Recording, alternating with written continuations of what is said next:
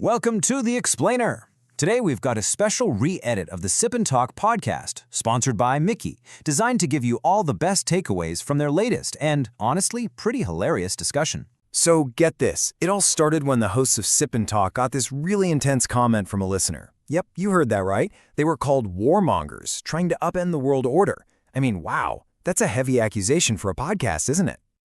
But host Sunny's response was just perfect. We're having a sip and talk, not a sip and bomb. And that amazing comeback wasn't just a great line. It actually kicked off this whole deep conversation about what that phrase, changing the status quo, even means in the first place. Okay, let's dive into this. That one comment really is the perfect starting point to unpack a very heavy term that gets thrown around a lot in international relations. The hosts make this great argument that the answer isn't just about geopolitics. They say that the real forces reshaping our world are actually way bigger, way more profound than things like alliances and foreign policy. So who is changing the status quo then? Well, the hosts identified two huge and kind of competing forces that are driving all this change. Okay, so on one side, you have the stuff we always see in the news. You know, the traditional actions of nations, their alliances, their economic policies. But on the other side, you have these massive disruptive forces that are totally reshaping how we all live our lives every single day. So from that traditional viewpoint, actions like these are what people would call status quo changers, when countries create new alliances or pass laws like the CHIP Act that mess with free trade or start spending a ton more on defense, they're directly messing with the order of things that's been around since World War II. But this is where Sunny makes such a brilliant point. I mean, think about it. Technology like AI is completely changing our society on a level that politics often can't. So is OpenAI a warmonger because it changed how students write papers? Of course not.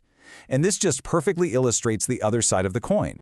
And then, host Joe brings up what might be the ultimate, non-negotiable force compelling change, the climate crisis. This isn't some political choice, right? It's a physical reality that is forcing every single country to completely overhaul their energy, their manufacturing, their entire way of life. Now that is changing the status quo. Okay, so let's apply this framework back to that original accusation about Taiwan and the whole post-WWII order thing. To really understand what's going on, we have to look past the slogans and at the actual timeline of events.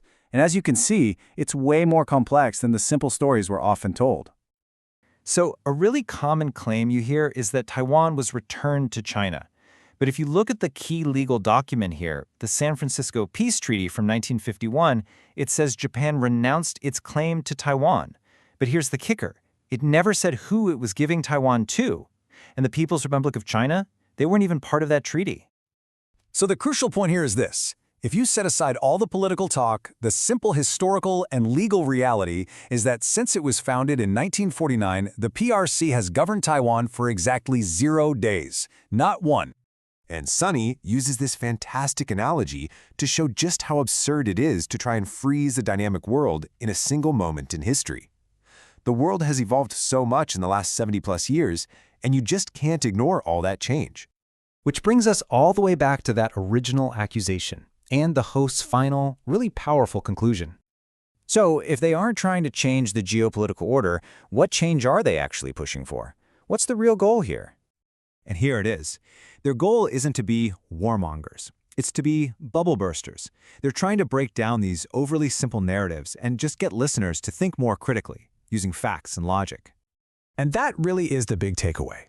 The real goal isn't to be a warmonger, but to be an idea monger, someone who challenges all of us to see the world a little more clearly. And you know what? It's a label they'll happily take. So, to wrap this explainer up, here are the key things to take with you. First, the status quo is never standing still. It's always changing. Second, historical stories are almost always more complicated than they look. And finally, maybe the real challenge isn't about changing the world order, but about challenging our own information cocoons. To hear the full and, again, absolutely hilarious conversation for yourself, you should definitely go subscribe to the Sip&Talk podcast. We've also put a link to their sponsor, Micky's channel, right there in the description for you. Thanks for watching.